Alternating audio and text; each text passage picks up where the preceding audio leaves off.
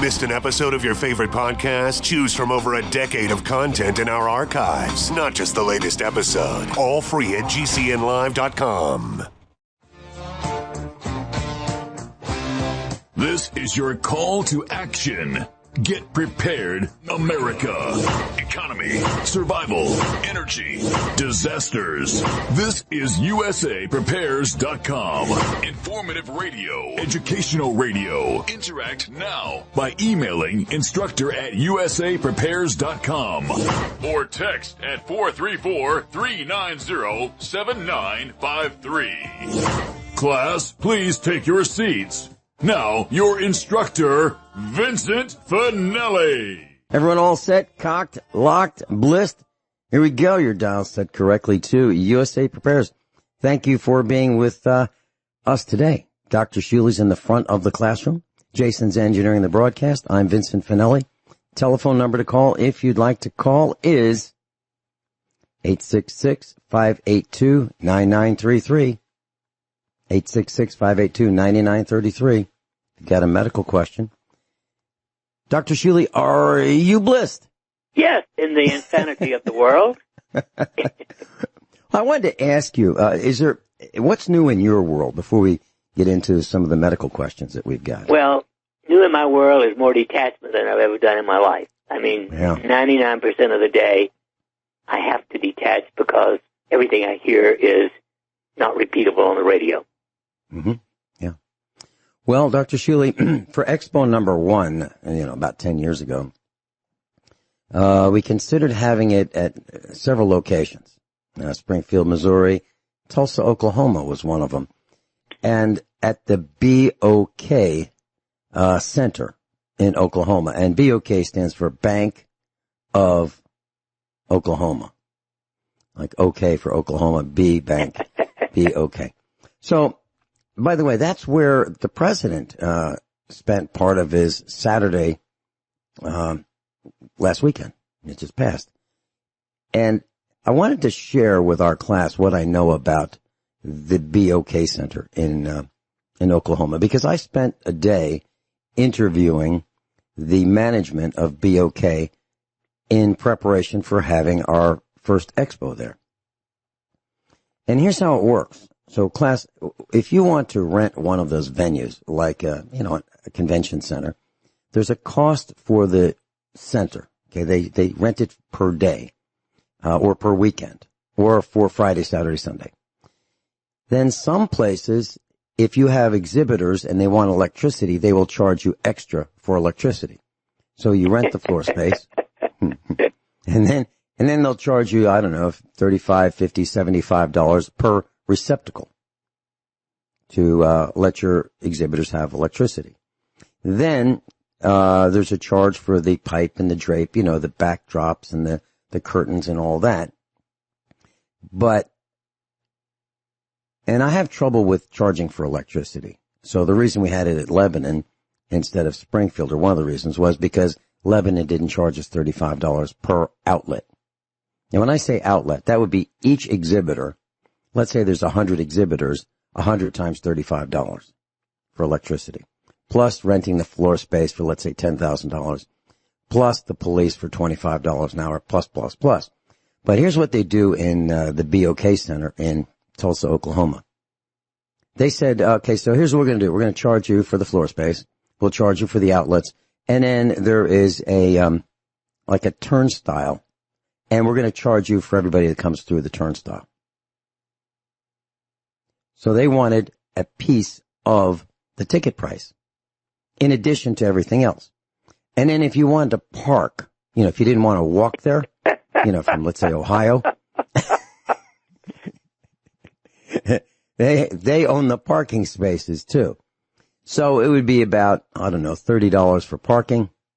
And then they wanted I think between $5 and $7 per person that came through the turnstile. And then they, of course, they have a connection with the police, so you can rent the police, which would be the Tulsa, Oklahoma City Police. And so they have their hand in your wallet every way you can think of. And I just said, you know what? Thanks so much. I don't think we're going to do this, which really meant there's no way we're going to do it, because they wanted more money for each person that came through the turnstile then we would charge the person who came through the turnstile. So, for example, let's say they wanted $7 a head.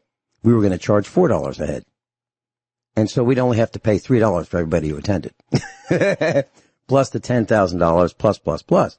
So I just want to let you know that's how some of these venues work.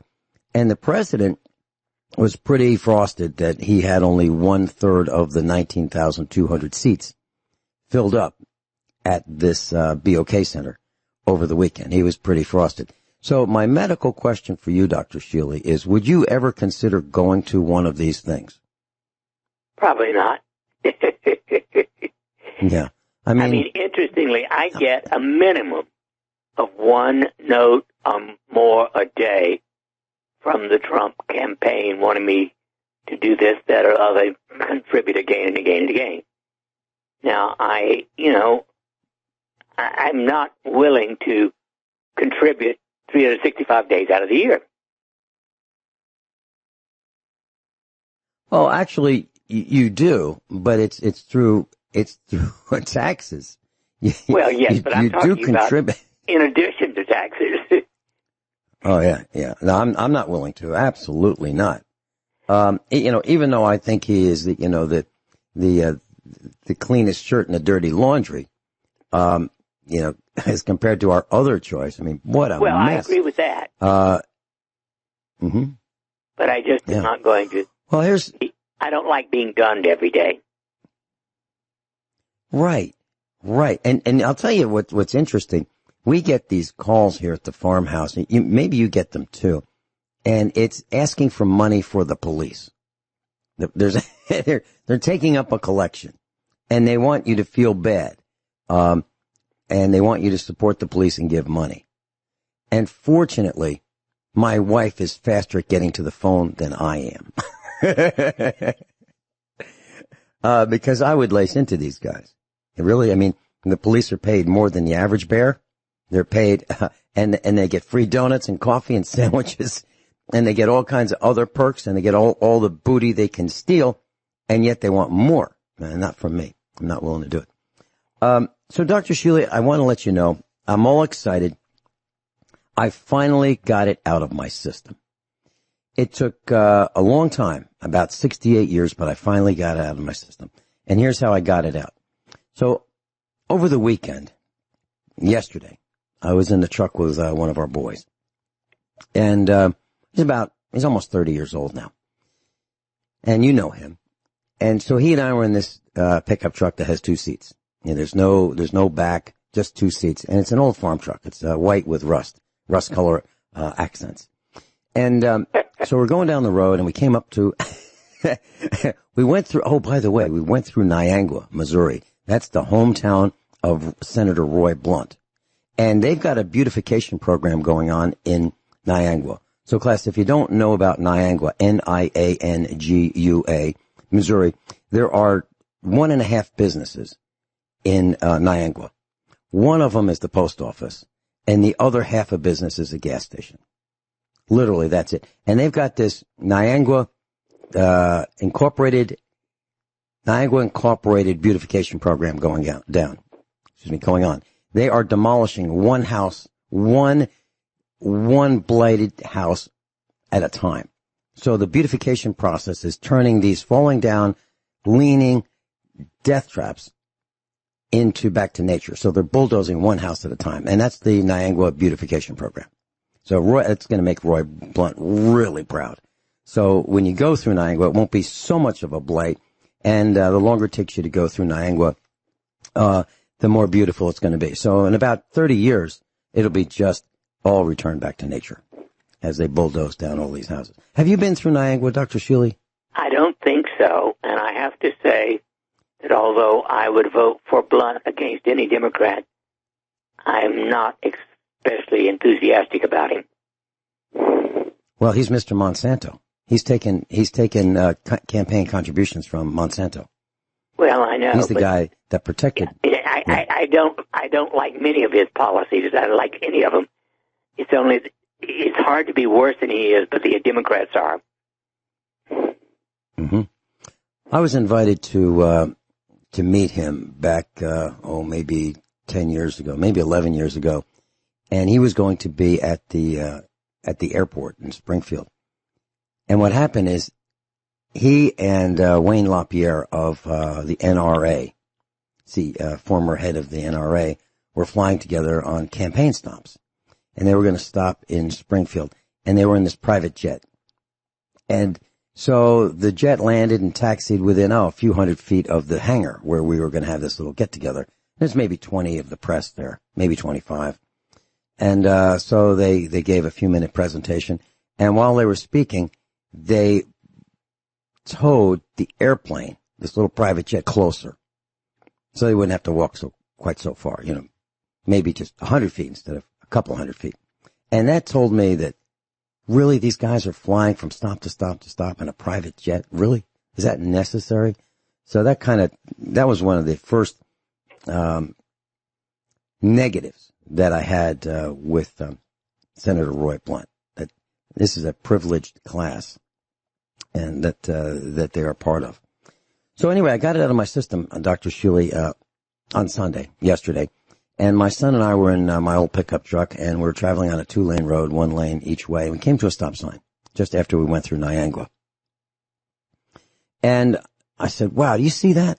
So this intersection was a T, and we were approaching from the bottom of the T. So when we got to the stop sign, you could turn left or right. And there was a gal sitting on the side of the road with her bicycle flat on the road with what looked like, maybe a 2-liter bottle of water that was almost empty. And so I turned left and I said to my son, I'm going to go back. And he said, I don't think that's a good idea. And I said, yeah, I know. I don't think it is either, but I'm going to go back. I think she's dehydrated. I think she's dehydrated and I think she's in trouble. So I turned around and I pulled next to her, maybe 15 feet away, rolled down my window. And I said, are you okay? And she said, I'm just trying to get to M.F.N. Conway. And I looked at her, and Conway's about, I don't know, maybe 6, 7, 8, 10 miles down the road. And she had a bicycle. And so she swore at me. That's the first thing she said. I'm trying to get to M.F. Conway. And I said, you didn't want to ride very much. I said, that's what I was thinking. So I said, are you thirsty? And she said, yes. And I said, okay. So she was maybe, I don't know, over 10 feet away, maybe 20 feet away. So I opened the door. I had a cool, unopened lemon seltzer. And I said, I'm just going to leave it right here and you can walk over to it. And so I put it down on the side of the road. I got back in my truck and she said, I just don't want to call my dad to pick me up. He's a jerk. And, it's his Father's Day now. Yeah, it's Father's Day. And so she's probably 25 to 30 years old. And so I was back in the truck, and I said, if it weren't for your language, I would have given you a ride to Conway. And put your bike in the back of the truck, put you in the back of the truck, and I would have taken you there. And I rolled up my window, and she said, I'm sorry. And I left. So I got it out of my system. I don't have to help strangers anymore. We'll be right back. So our son said to me, after I pulled away from this gal with her bicycle on the side of the road, our son said, so do you feel better now? I said, no. He said, who does she remind you of? And I said, a millennial protester / rioter. That's who she reminded me of, when I got a chance to see how vile she was when a stranger was trying to help her. I mean, she was angry. I mean, she was really, really mad. And I'm the guy to come to her rescue. So, Dr. Shealy, are you seeing more of this anger as you travel about, or is it just because I... Well, I don't have to travel to know about it, because I would say 90% of the emails that I get are friends reporting what I call the, fake-ademic, among other things. And the Black Lives Matter, to me, is at the top of my list. Not because Black Lives don't matter, because the founder of that is an outlying communist, and they destroy. You know, it's okay to protest, but it's not okay to loot and murder and rob and destroy under any circumstance, practically. Yeah, I'm with you. I really am. And over the weekend, and there's a reason why I'm going to tell you this next story. Over the weekend, my son and I were loading hay. We cut hay. We're helping a neighbor, and when we cut hay for someone, we get half of the hay. So it's their farm. We cut, rake, bale, stack their hay for them, and then we get half of it. And it works out as farmers are older, they don't have to have the machinery and they don't have to put the labor in. And it's traditionally it's 50-50 split. So we were going to get ours, and so we're going down the road, and because the drivers are so crazy, they go so fast, they're not paying attention, they're on their phones, and we're moving slowly with farm equipment that's dusty, and so, it doesn't really stand out as a brightly, colored tractor. They're old and rusty, and they have a trailer behind. So we're going slowly, and we pulled out of our driveway, and so our son was in the first tractor with the front end loader. I was with the second tractor following him, a couple hundred feet behind, with the tractor with a 16-foot trailer, and then Mrs. Finelli was in my pickup truck to prevent people from slamming into the back of us, racing quickly down the road, with the four-way flashers on. And we happened to see this guy walking down our dirt road. And we never see people walking on the road. Kind of like in your area, you probably hardly ever see somebody walking down the road. It's unusual, right? Why would they be walking? It's so far to get from wherever they are to wherever they want to go that, they're usually in a car or truck, right? So there was this seedy-looking guy, looked like he hadn't bathed in a long time, and he was walking down the road, smoking a cigarette in the middle of the road. And so we have two-way radios, and I mentioned to my wife, lock your door in your pickup truck.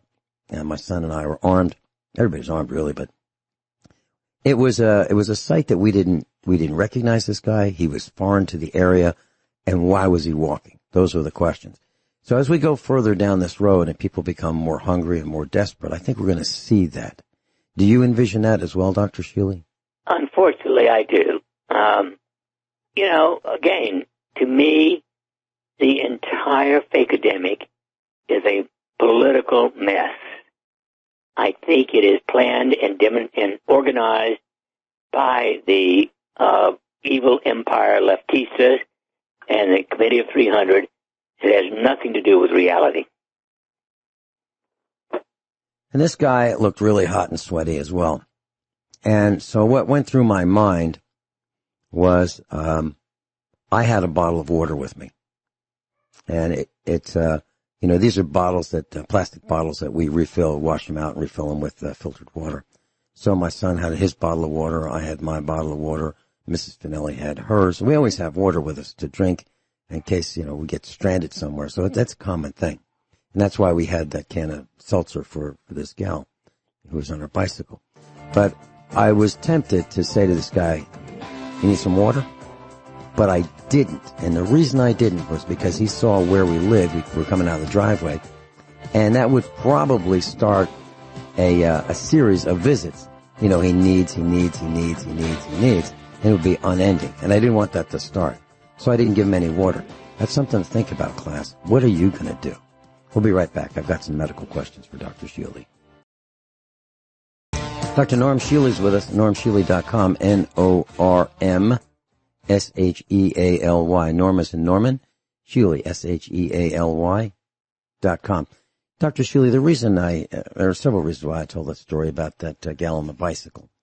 One was, you really should consider hydration when you're on a trip like that. She was wearing black on black on black on black. She was wearing like a black top, black shorts, black bicycle on a blacktop road. And, that seemed like nuts to me, because when I go out in the sun, I don't wear black. I wear white, because it's reflective rather than absorbing the heat. Now, Any thoughts about that? You're using common sense again. The most uncommon commodity in the world. I mean, I'm sorry. I agree with you, of course, but the point is 97.3% of people don't have enough common sense to be alive. Well, this gal is certainly one of them. And I was thinking to myself yesterday after, I was watering the garden, I was thinking, of all the brilliant people I know, she's certainly not one of them. I mean, so the medical question boils down to this, Dr. Shealy. When I was in high school, the school was probably 20 miles away from our rural house. And, every once in a while I'd put my thumb out and hitchhike. This was before I had, a license, permission by the state to operate a vehicle and a vehicle. So, a bunch of us we'd hitchhike wherever we wanted to go. I mean, it was common. We'd either walk, ride a bicycle, or we'd hitchhike, or we'd get a ride. Well, today, Dr. Shealy, would you consider, medically speaking, not politically, but medically speaking, would you pick up a hitchhiker today? Would I do what? Would you pick up a hitchhiker today, medically speaking? I can say in my entire life, I've never actually felt comfortable doing that. Okay. I just don't trust the average person enough that I would take a stranger into my vehicle where I can't take care of myself adequately when I've got another person and drive the car. Mm-hmm. So I'm not a hitchhike picker-upper. Uh-huh. And this gal that the gal yesterday that I was talking about, she would not have been in the 2-seat cab of my full-size pickup truck. My truck is it's called a work truck. It's not an elegant truck by any stretch of the imagination. It has crank-up windows, rubber mats instead of carpeting. It has 2 sort of bucket seats. It has just 2 seats. Not 3, not a bench seats, just seating for 2 people. And if I were going to give this gal a ride, she would have been in the back of the pickup truck bed. She would have been, sitting there on the bed liner with her bicycle in the bed liner. She would not have been in the cab, and the windows would have been closed, and we would have maintained a significant distance, and I wouldn't have touched anything that she touched. I would have had rubber gloves and a mask and all that kind of stuff on, because she looked pretty seedy, I guess. So anyway, I wanted to get your medical opinion about picking up hitchhikers. Now, so were you talking about from a safety perspective, physical safety, or are you talking about physical safety and, proximity to a potential virus carrier or disease carrier? You got it. I mean, that's the problem to me. Mm-hmm. I just feel that I can't be certain enough that they don't have a gun or a knife, mm-hmm. and I can't protect myself while I'm driving. And therefore, right. I just don't want a stranger in my car. Yeah. You'd have to drive with your right hand and shoot with your left hand. And not hit yourself in the stomach. Exactly. Yeah. Dr. Shealy, temperature. We've talked about taking oral temperature. And I'm wondering, what is the difference between, let's say, a person who is 98.6 degrees, during the day versus 98.4 degrees? I begin to say that's a possibility. When it gets to 98.3, I say you're hypothyroid. Okay, hypothyroid. And give or take 0.2 of a degree. But when it gets to 3 3/4 of a degree, I think you're already low thyroid. Okay, so 98.3 would be, 98.3 or lower would be hypothyroid, meaning your thyroid is not active enough, yes? Exactly. And that's, by the way, after you've been out of bed 2 to 3 hours. Mm-hmm. Mm-hmm. So what does a person do?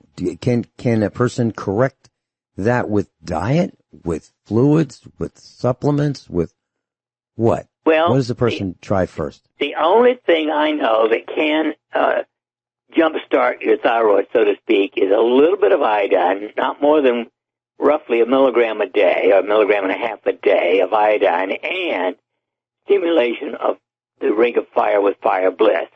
If that's going to work, and it works about 60% of the time, if it doesn't work, then you're going to have to take thyroid supplementation. Mm-hmm. What about eating fish? I remember when I was growing up, we're talking 1950s, 1960s, people ate fish. Now, I really don't like fish. I really don't. Not tuna fish, no fish, not tilapia. For me, I can't do it. I can't do it. And interestingly, by the way, I eat fish 4 to 5 days every day of the week. Mm-hmm. I eat sardines, I eat salmon, I eat other kinds of fish. I love fish. I grew up in a plain old Methodist family, but every Friday, for instance, we always had fish when I was growing up. Well, that's what the Catholics did, abstain from eating meat on Fridays. Friday was no meat day. And now I understand that the reason that happened was the Holy Roman Catholic Church decided, y'all don't understand, we're running low on meat, so we're going to eat fish. And I think that's why the Catholic Church interestingly, there was a book written in 1928 in which Dr. Frank recommended fish at least 5 days a week. And he thought it was the best protein, and it still is, for your brain. Okay, so let's say my arm has been twisted enough to eat fish. Where would you recommend I start? Should I go and go fish some catfish out of our pond and have them? What kind of fish would be the least shocking to my taste buds to start eating fish? I suppose any kind of white fish, and that could even be catfish. It doesn't have a lot of fishy taste.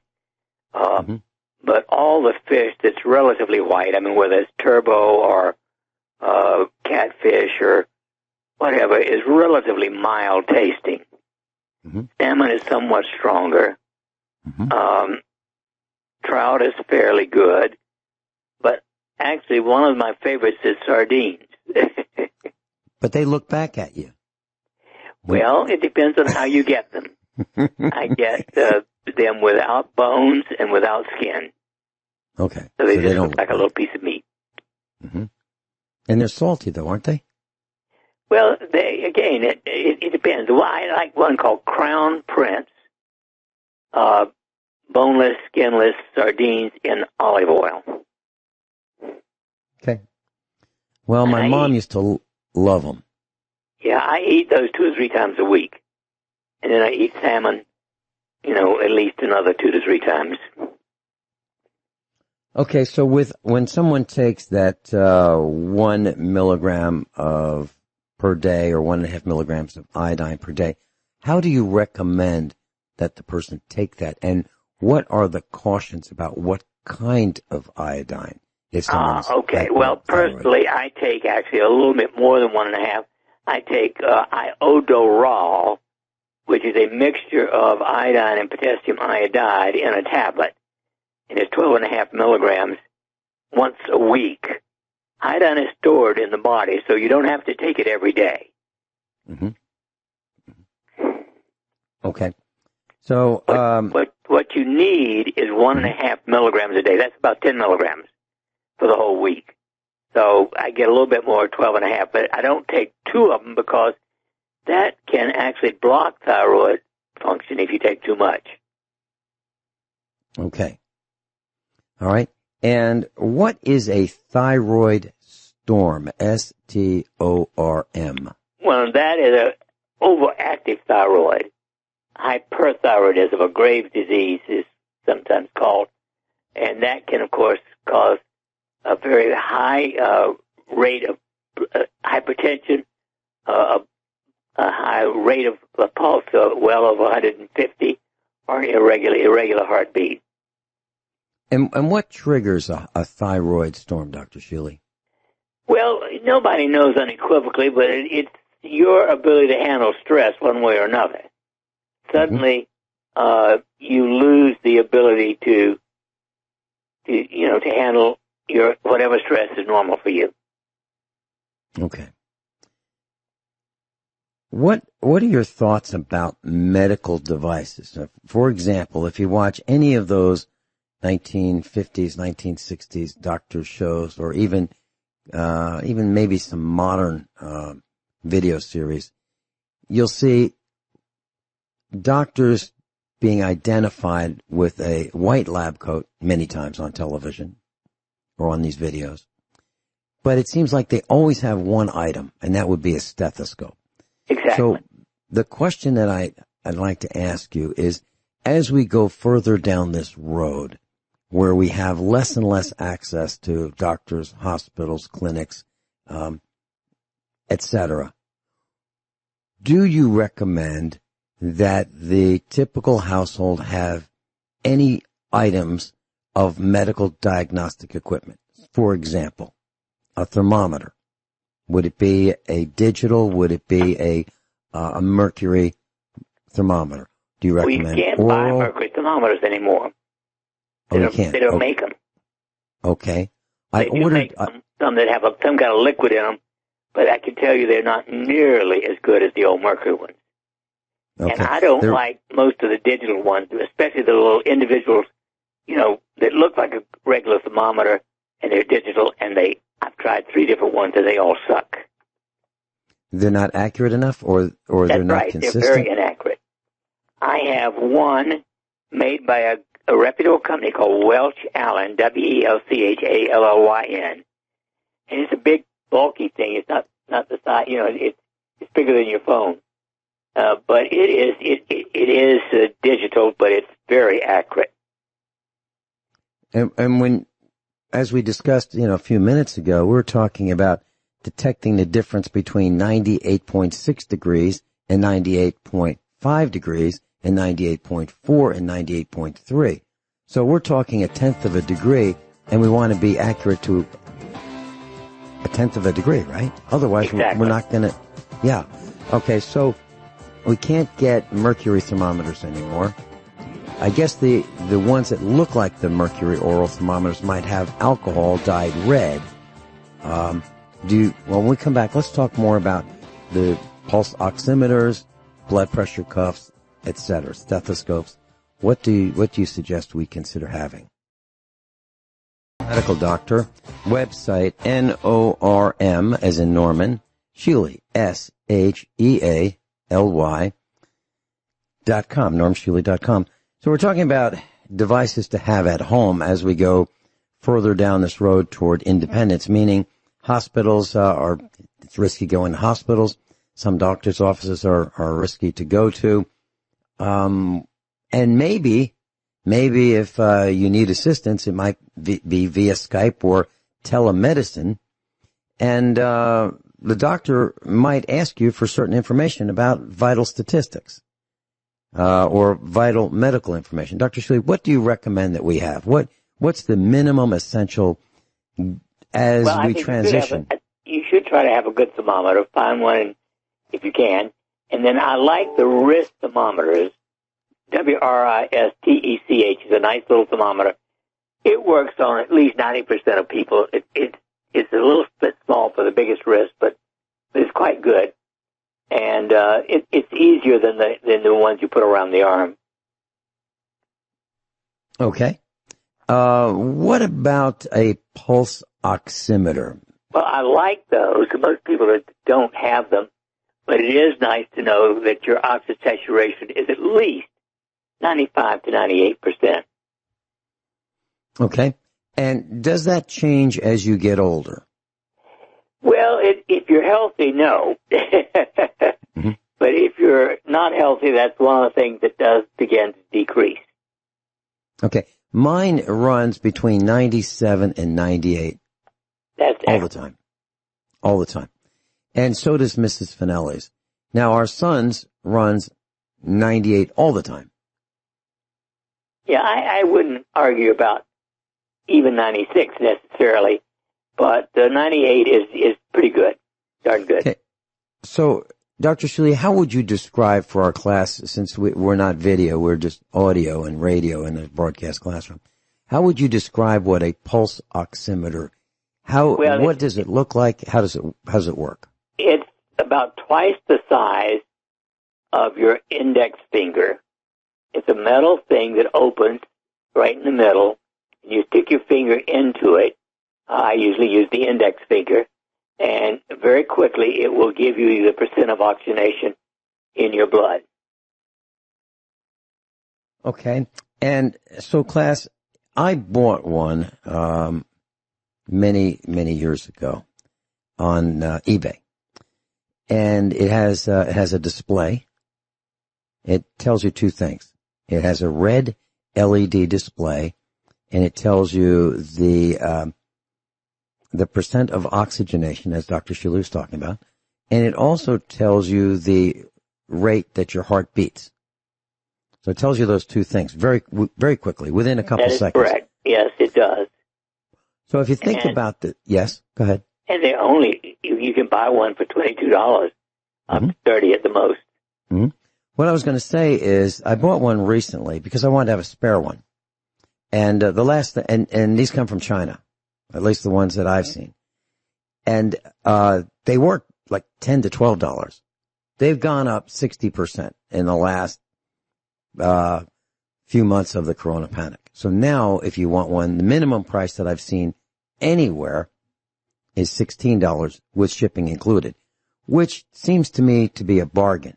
They use 2 AAA penlight cells, dry cells, the AAA size, and the one I've had for years just seems to work and work and work. So the one I bought has a blue top, a red LED display, and the majority of the center of this thing is white, and then the bottom is blue. So it's a sandwich, like an Oreo sandwich, except it's blue, white, and blue with the display. $16 on eBay right now. And the thing that is, if I don't feel right, Dr. Shealy, I'll just put that thing on my finger and see if my heart rate's okay. I'll see if my oxygenation's okay. And that kind of tells me kind of instantly if I'm okay. Is that right? Or am I just extrapolating? No, you're darn good. Okay. What would be, and that's called a pulse oximeter, OXY. Okay, pulse oximeter. What else would you recommend that we have in our toolbox or our toolkit besides a thermometer and a pulse oximeter, Dr. Shealy? Well, I think for the average person, that's enough. I mean, I don't think you're going to be good enough using most other diagnostic tools, and those really tell you the most important things. Okay. Blood pressure, pulse, and oxygen saturation. That's a basic. Okay. You mentioned blood pressure. So when we come back after this top of the hour news and commercial announcements, I'd like to go into what happens with this telemedicine thing. So I see a lot of complications. Number one, what if the internet's not working that day? What if the internet is not fast enough to have your video teleconference with your medical provider or your doctor? What if the doctor says, well, what's your blood pressure? And you go, how would I know? I don't have one of those things. Should we consider buying a blood pressure cuff, whether it be digital, or should we get a stethoscope and a pressure, armband? What do you recommend, if at all? Everyone all blissed? Hour number 2 of the USA Prepares with Dr. Norm Shealy. Dr. Shealy, we're talking about medical devices that we should have as we go down this road of supply chain disruptions and not being able to get to a doctor's office, and telemedicine or medicine via Skype, or medicine via the phone, or medicine via the internet.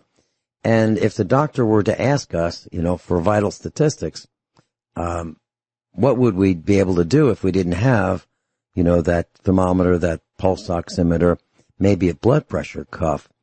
And I'm thinking, how would a doctor be able to diagnose what the heck the problem is to write a prescription if you don't have at least some information about your health, the statistics? Is it possible that you can... It's been known since the 1950s or 60s that if you can really look at the symptoms, if you adequately look at the symptoms, a physician can make a diagnosis with 80% accuracy. Now, you have to be a pretty good physician to do that. But way back then, there was something called the Cornell Medical Index. And depending upon it's a 4-page item.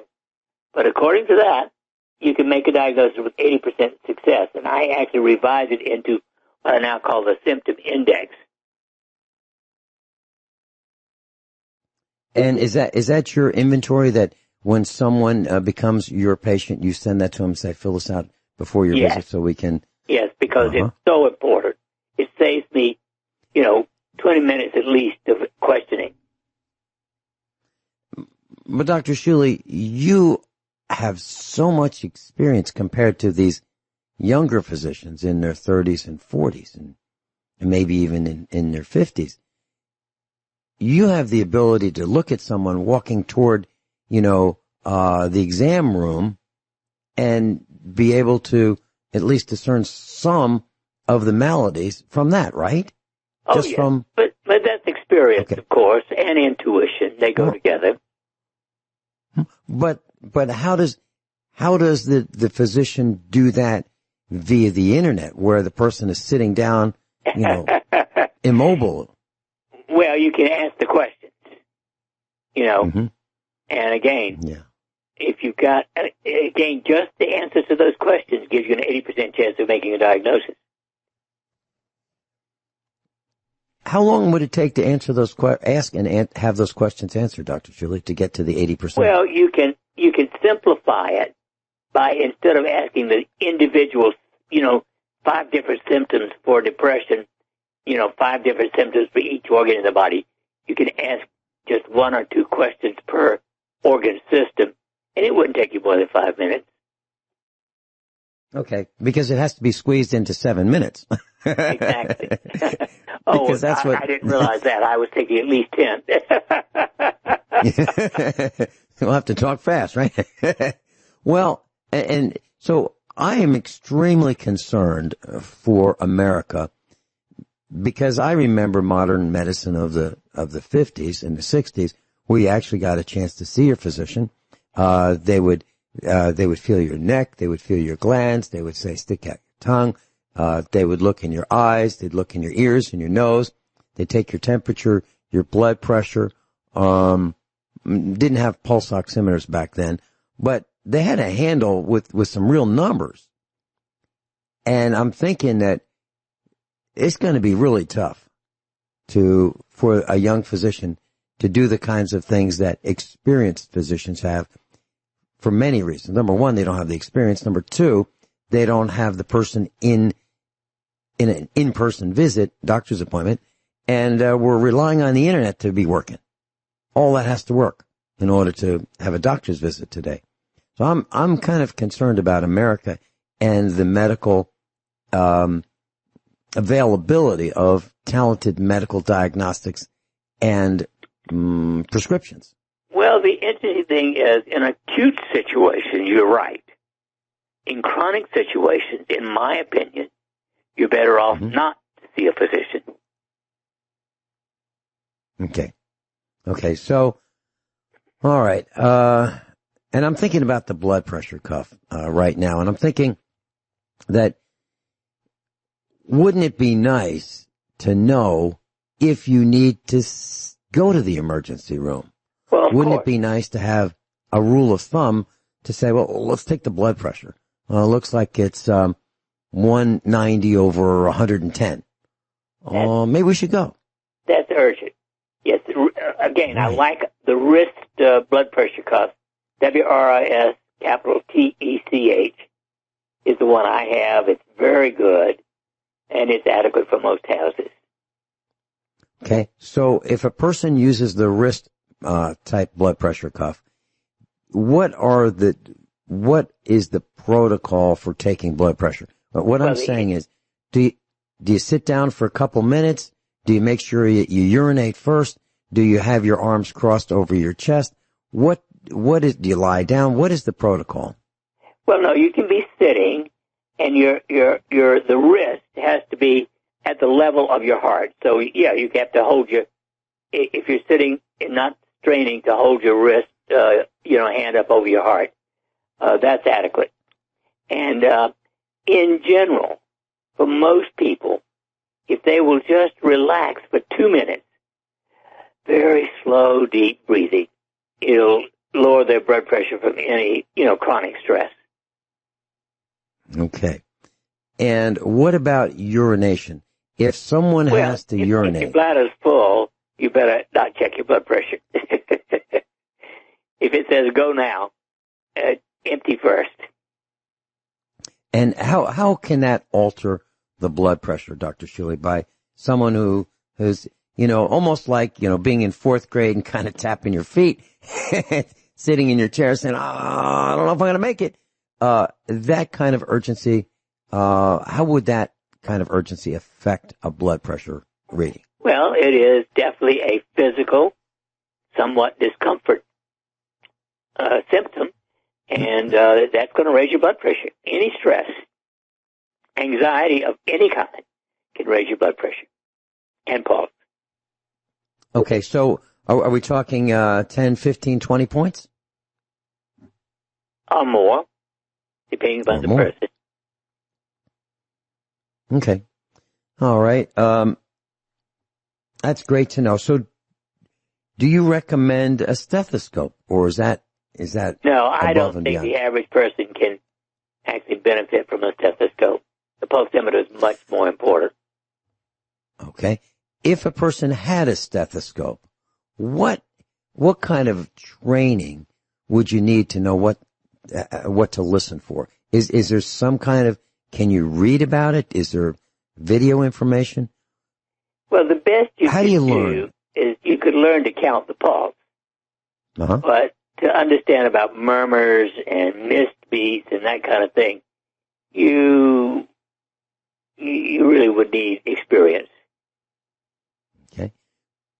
Could a person who had some experience listen to one's own heart? Can you? Oh, yeah, sure. I've done it many times.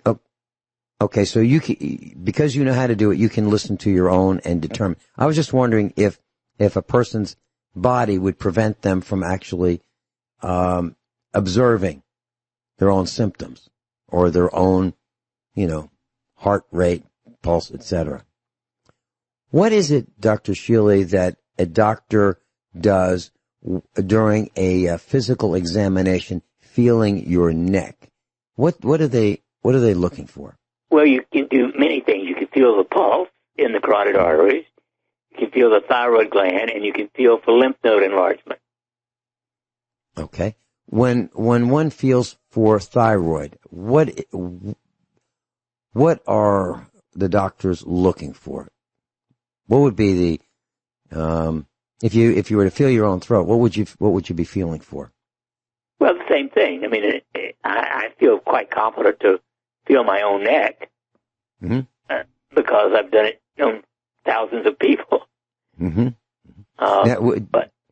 So what would an enlarged thyroid feel like? And is there an unenlarged thyroid? Is there a, normal, small, medium, large? What is it like? More or less, the experience tells you what is normal.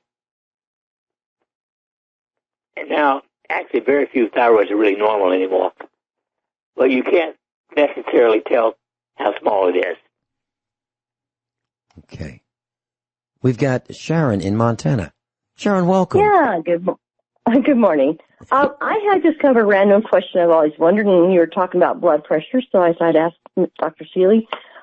Okay, why do they always have you sit down and get calm before you take your blood pressure when probably when you're running around it could be sky high? What would be the advantage of not just knowing what it is all day long if you're running around, as opposed to sitting still? And as a matter of fact, I would say conservatively, 60 or 70% of people, when they walk into my office, if I take the blood pressure immediately, it'll be somewhat to high. And then if I wait just 2 minutes, having them slow, deep breathe, at least 80% of the time it'll come down to normal. So just the idea of the threat, the so-called white, and I don't wear a white coat, but the threat of being in the doctor's office is enough to raise the blood pressure for a lot of people. Yeah, I understand that in doctor office, but it seems to me that if you want to, just tell me if I'm wrong, it seems to me that if you want to keep your blood pressure lower, if it's running high all day long when you're running around, wouldn't that be dangerous as opposed, most of us, well, maybe some people do. I never sit around and do nothing. So, my blood pressure will go down when I sit down too. But is that really very accurate, or is that just like a baseline, or how does that work? Well, unless it's going above 150 over 90. 150 over 90 is the borderline for hypertension. And for most people, it's not going to go above that under ordinary walking around. Running, yes. Being agitated or nervous, yes. But otherwise, it's just the fact of walking into a room, it shouldn't go above 150 over 90. Okay. Yeah, I was just wondering. It seemed like, if you're trying to keep your blood pressure down, you would probably want to keep it the vast majority of the time all day long. And if you live in, say, a high-tense situation, your blood pressure would probably be running high all the time. Couldn't that potentially cause damage to your body over time? Of course. Yeah. That's the reason you want to have it checked, to find out whether it's there all the time or just occasionally. Yeah. Okay. I was just curious because it seemed kind of like, I can get my blood pressure drop way lower if I sit down for 3 or 4 minutes and do nothing. Well, you are a woman, and many women much more commonly than men, will have a low blood pressure. Low blood pressure being like 105 over 60. Yeah, I used to when I was younger. I don't now, but I did. Mm-hmm. That's all I wanted to know. Thank you very much. You're welcome. Hey, thank you, Sharon. Dr. Norm Shealy's with us, normshealy.com, NORMSHEALY.com. Dr. Shealy, for an appointment to talk with you, a video conference, a telemedicine conference, or an in-person doctor's appointment, how would you like our class to contact you? Phone 417-351-5221. Okay, class, that's in the Central Time Zone in Missouri, Springfield, Missouri area, 417-351-5221, 417-351-5221. Dr. Shealy, I got some bad news over the commercial break. I went into the kitchen and I said to our son, Dr. Shealy wants me to eat some fish. I guess we'll have to go out to the pond and catch some catfish. And our son said, it's already in the freezer. I was hoping for a couple days. I was hoping for a couple days extension. So it looks like it's going to be fish today. So lots of lemon on it. How do we fix this? Well, okay. I like it just broiled or fried with a little bit of, cooked very low heat in a frying pan with a little olive oil. And you can put onion over it, or you can squeeze lemon juice over it. Okay. How about with avocado oil? Oh, that would be excellent. Yeah, avocado oil is probably even better than olive oil. Well, the only reason I ask is you had mentioned that how good avocados are for us, and that we do need to have, quality oils. So I really like avocado oil. We have extra virgin olive oil as well, but Sam's Club sells avocado oil and organic, whatever that means, organic avocado oil and extra virgin olive oil. So we have both of those here at the farm. At your recommendation, for years we've been talking about this, Dr. Shealy. Okay. So for people, I see people use a salt shaker like it's a law that they have to use it. What are your thoughts about salt and blood pressure? Is there a correlation? Well, the evidence is overwhelming. Because when you eat more than a half teaspoon a day of added salt, it does increase your risk of hypertension. Okay.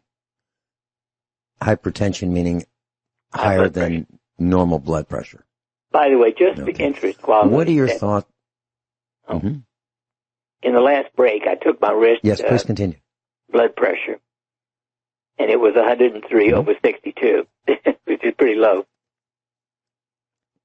103 over 62. Isn't that athletic, Dr. Shealy? Well, it means that I'm not the least bit hypertensive. That I'm relaxed. I'm not being stressed by being on the phone. Okay. I just took mine during the break, and it was 123 over 73. That's still normal. Okay. But my heart rate was 83. What are your thoughts about that? Well, that's a little bit high. Mine runs about 60, anywhere from 58 to 62 at rest. Okay. But mine runs between 63 and 83. Well, at rest, that's okay. Okay. All right. So what does a high heart rate or a high pulse rate mean, Dr. Shealy, what is high and what does it mean? Well, anything consistently above 75 at rest is a little bit fast. It means that your heart is racing slightly. Now, I'm not worried about it till it gets up to 90 or above at rest, usually, but it can get up to over 200 at rest in extreme circumstances. And of course, the regularity is. What would cause that? What would cause someone's heart to accelerate? And what is the point where it's like, this is really serious and we have to do something right now? Would you share that with us when we come back from the bottom of the hour break? So the question is, when do we start worrying? And you can tell very quickly with this pulse oximeter class. You can go to eBay.com. Not that I'm recommending eBay, but that's where they have them. Dr. Norm Shealy's with us. Robert will be with you in just a moment. I'd like to finish up with Dr. Shealy about when should we be concerned about a high heart rate? And, what is the number we say, okay, we got to do something? And what should we do? Well, I consider anything above 90 worth, if it's always that, no matter how rested you are, I would see a physician. Because that, to me, is a lot of stress. Now, officially, while doing the break, I looked it up, and according to the Mayo Clinic, up to 100 is okay. But I think that is really being high. Okay. So, Dr. Shealy, if you're talking to a person and they say, well, I've got one of these pulse oximeters or I've got a blood pressure cuff and it tells me that my heart rate is 90, do you have a recommendation for them to try? Yes. Do very slow, deep breathing. Mm-hmm.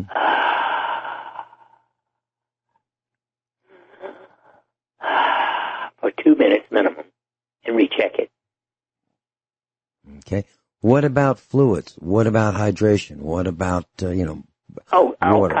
Many things. Yeah, dehydration, a lack of potassium, lack of sodium, all kinds of things can, cause it to go up. But in a healthy person, really, it shouldn't be above 72 at rest. Is there a potassium supplement that you recommend? And what would be the driving force for saying, let's do some potassium supplements? Okay, potassium gluconate, gluconate, a rounded teaspoon a day. And I would determine that by getting a salivary pH. If the pH of your saliva is below 7, I would try to raise it up to 7.2 to 7.4 with potassium gluconate. Okay, and do you take that with water or juice or empty stomach, full stomach? Well, water, probably without food, or, that would be okay with a little bit of food. Okay. How does one take one's saliva pH? What is the process? What is the procedure? Is there timing involved? Like when you first get up, after you brush your teeth and, wait an hour? I mean, what is the protocol? Well, it should be when you haven't added anything to your mouth within the last 15 minutes, whether it's water or food or drinks or whatever. Other than that, all the time, once you've been 15 minutes or more without food or drink, it should be running at 7.0 to 7.4. And it's just a pH paper. You can buy it at the pharmacy or at a health food store. Okay. And I know you can get it on the internet, class. You can get pH test strips, but you've got to get one with the sensitivity enough for the range. So, Dr. Shealy, how far of a range would you recommend? I mean, you could get a really wide range, but well, you only need 5 to 8. I mean, if it's below 5 or above 8, you're in trouble. Big trouble. Okay, class. So you can get pH test strips. You can get it on the internet. And now, you're not recommending that we put this thing in your mouth. You're recommending kind of spitting on it, right? Well, actually, they say I always just put it in the mouth. I have to say, even here in the office, I just have them dip it in. Okay. All right. I'm just thinking a lot of this may come from the communist Chinese, and I don't know what kind of rat poop they use to make that. Well, of course, I don't trust anything from China, including the time of day. Yeah. Robert in Kansas, welcome. You're on with Dr. Shealy. Hey, good morning, gentlemen. I noticed there was a question last week about raising testosterone levels naturally, and I wanted to comment on that. Dr. Shealy covered the nutritional aspect, which is paramount. If you don't have the building blocks of something, then it's not going to be there. But I want to go in the exact opposite direction, essentially, from that. And I wanted to ask you, Vince, and Dr. Shealy too, but the direction I'm going is, Vincent, have you ever seen a hog, like a pig, get out of the paddock and it gets into the wild and it actually survives? Have you ever noticed how it changes into a boar, into a wild, it grows hair, grows tusks, that sort of change that happens? Have you seen that, or do you know about that? Tell us what your thoughts are, Robert.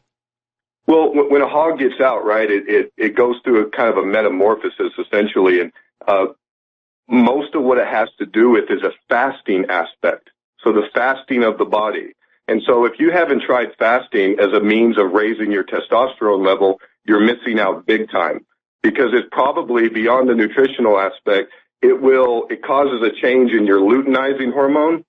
So you start to release an LH hormone in your body, which then, increases that by 67% is what studies show. But then that 67% increases your testosterone level by 180%.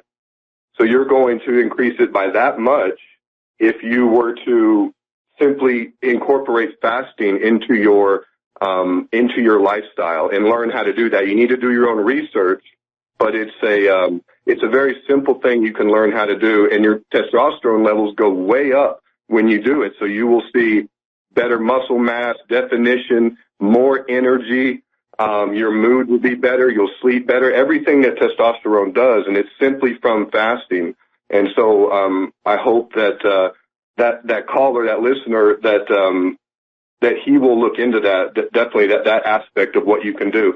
And I have a few more things, Vincent, that will raise testosterone. Hold it right there. Hold it right there. Let's get Dr. Shealy's opinion on fasting before we move on. Dr. Shealy, I happen to be one of those people who has never enjoyed fasting for a day or longer.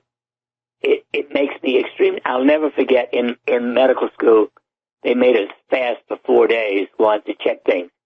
And I wrote on my paper, my testicles shrank while I was fasting. I don't like fasting.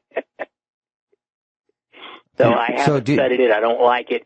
But it's like many things about personality. If you like to fast, enjoy it. But if you find it obnoxious and irritating, can you do it?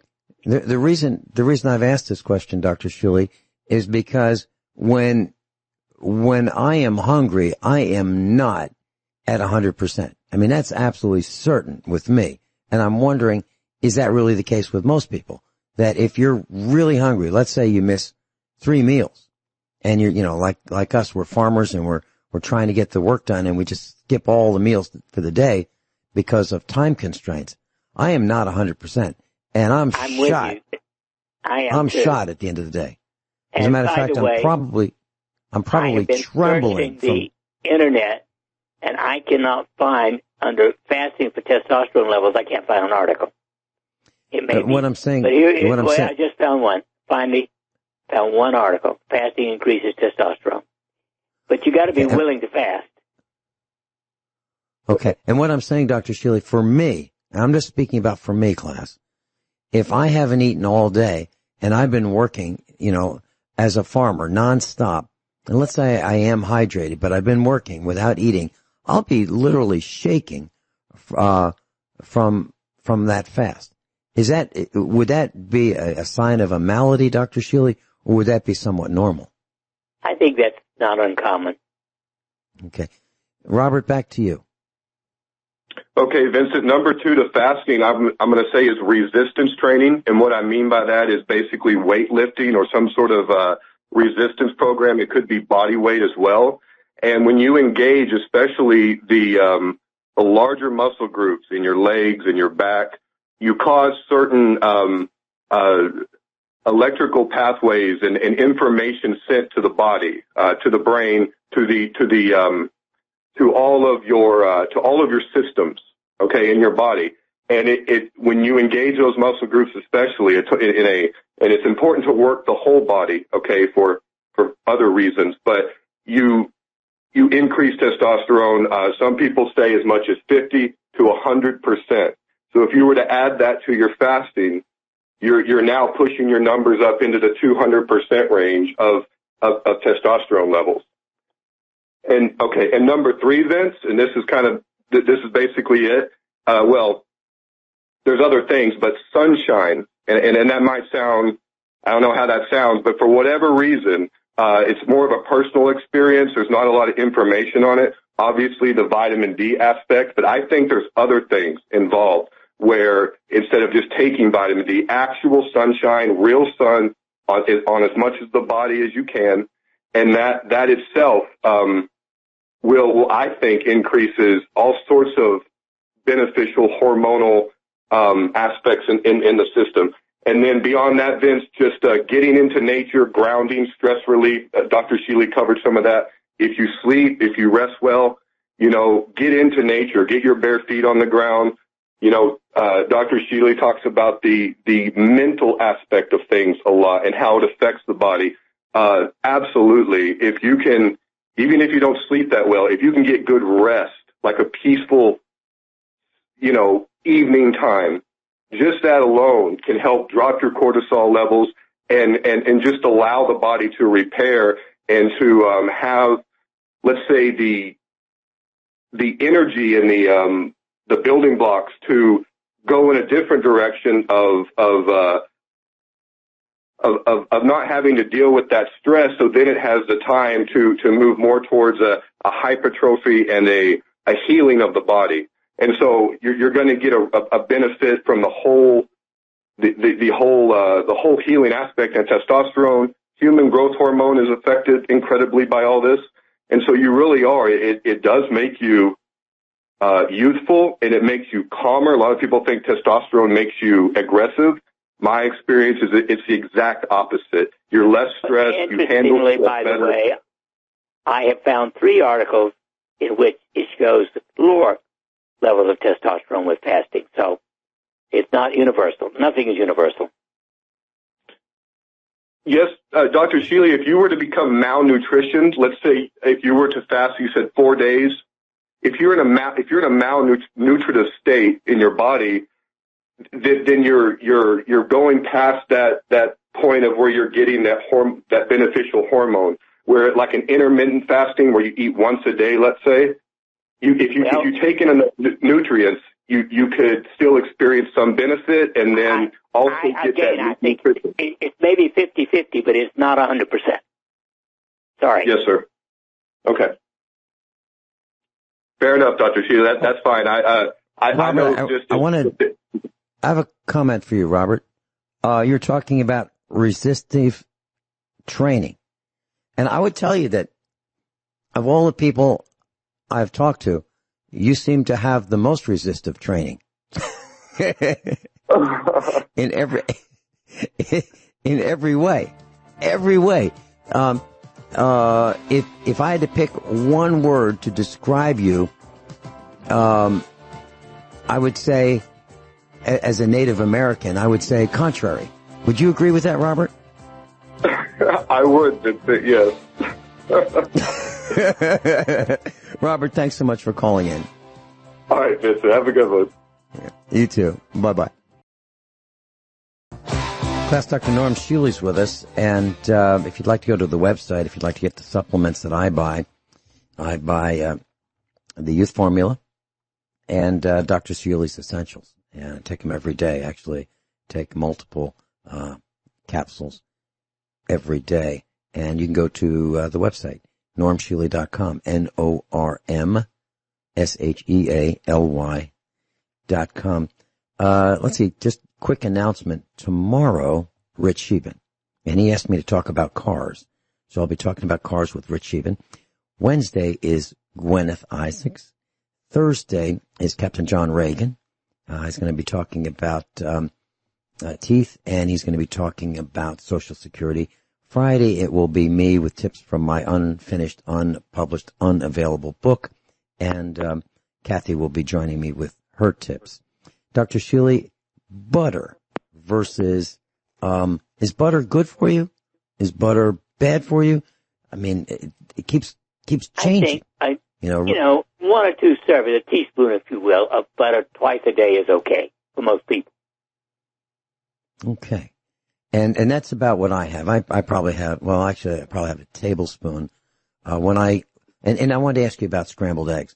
What I do is we have chickens here at the farm, and I try to eat eggs every day, but I don't like them. I don't like, over easy. For me, I like them scrambled, and I scramble them with some milk. So what I do is I take out the, connective parts, the little white gooey things. I take those out, and I take out the fertilization red dot. I take that out, and then I mix some milk with it, whole milk, and I scramble it up, and then I put it in a frying pan with some butter, either just butter or half butter and half avocado oil, and I cook it on a very low heat, just enough to make, a flat scrambled egg, and then I eat that. What are your thoughts about the way I make it? Is that okay, or is there a better way to do it? I like it that way. I like them any way. Sunny side up, scrambled, hard-boiled, soft-boiled, deviled. Mm-hmm. Okay. Well, I kind of feel the same way about fish as I feel about eggs. That's why I kind of have to eat them scrambled. I just wanted to let our class know that the Chi-Coms, the Chinese communists, have suspended poultry imports from Tyson Foods at their plant in Arkansas. They've just recently suspended accepting imports. So that means China is no longer buying at this moment imported chicken products from Tyson in Springdale, Arkansas, because Tyson tested its 95% of its employees, and 481 of them. 481 Tyson employees out of the 3,748. So roughly 3,800 employees, roughly 500 tested positively for COVID-19. So they're working, processing that raw chicken, packaging it for you, and sending it out the door. The Chinese said, thank you, but no thank you, we're not buying any. I just wanted to share that with our class. And of course, Tyson says, hey, we're working really hard. I'm paraphrasing. We're working really hard to keep y'all all safe, and I'm not buying a bit of it. Dr. Shealy, your thoughts about is it possible that we can get sick eating raw chicken, buying raw chicken that's in the refrigerated department of packaged in a supermarket then bringing it home, opening the package, and then can we get sick by just handling it? It's not likely, but anything's possible. It depends on how contaminated it is. Mm-hmm. Okay. And of course, there's that story about that senior citizen who's, trying to make ends meet. She's working as a waitress at, one of the local restaurants. And, so she's working really hard. And this black woman says, this is all alleged. I wasn't there, so I can't prove it either way. But this black woman said, aren't you going to wish me at the end of the meal, aren't you going to wish me happy Juneteenth? And the waitress said, no, I'm not going to do that because I had nothing to do with it. I had nothing to do with owning slaves. Nobody in my family's owned slaves. No, I'm not going to wish you happy Juneteenth. So allegedly, this black customer spit on the waitress. The waitress is in the hospital with the coronavirus. Well, let's consider that a rumor at this point. The black woman was slightly beyond stupid. Yeah, and what we're seeing now is, the beginnings of more race wars. And there are a whole bunch of companies that are changing the product names. For example, Uncle Ben's. That's considered, he was a great guy with rice. Well, let's take him off the package. Aunt Jemima, she was a hero in her hometown because she was a spokesperson. And so they're changing that. So it's unbelievable what's happening in this country, Dr. Shealy. But I do want to say you are absolutely positively right about vitamin D and improving your chances of surviving the coronavirus. Way, way better if you have vitamin D, the sunshine vitamin, D3. Dr. Shealy, you were right, as always. Thank you for being with us, Dr. Shealy. You too. Class, above all, honesty and integrity. What happens next is up to you.